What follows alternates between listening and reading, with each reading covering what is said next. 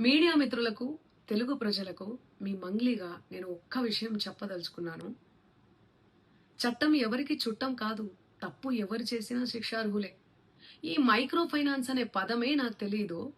అలాంటిది నేను ఇంత పెద్ద కుట్ర చేశాను అనే అభియోగాలు నాపై రావడం నన్ను చాలా దిగ్భ్రాంతికి గురి చేసింది. నన్ను ఆదరిస్తున్న తెలుగు కుటుంబ సభ్యులకు మళ్ళీ మళ్ళీ చెప్తున్నా, మీ మంగ్లీ ఎలాంటి తప్పు చేయలేదు. ఈ కేసుకు నాకు ఎలాంటి సంబంధమూ లేదు.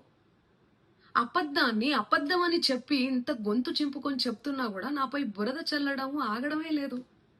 అందుకే ప్రతి చేతిలో ఉన్న మొబైల్కు, రిమోట్కు నా మొర చెప్పుకుంటున్నాను. చట్టాన్ని గౌరవించే పౌరురాలిగా బాధితులకు న్యాయం జరిగేందుకు, దర్యాప్తు అధికారులకు సహకరించేందుకు నేను సిద్ధంగా ఉన్నానని మీకు విజ్ఞప్తి చేసుకుంటున్నాను. మంగ్లీ ఎలాంటి తప్పు చేయలేదు, చేయదు కూడా. ఈ మైక్రో ఫైనాన్స్ కేసు చీటింగ్ కంపెనీకి డబ్బులు వసూలు చేసిన వివాదంలో నాకు ఎలాంటి సంబంధం కూడా లేదు. మధునాయక్ ను మా కమ్యూనిటీ ప్రోగ్రామ్ లో భాగంగా నన్ను, నా తమ్ముడు శివను కలిసిన మాట వాస్తవమే.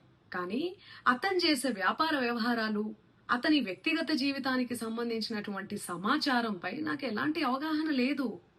ఈ కేసు విషయం నా దృష్టికి వచ్చిన వెంటనే నేనే స్వయంగా వెళ్లి అడ్వకేట్ సుబ్బారావుతో పాటు రమావత్ మధుపై పోలీసులకు ఫిర్యాదు చేసిన.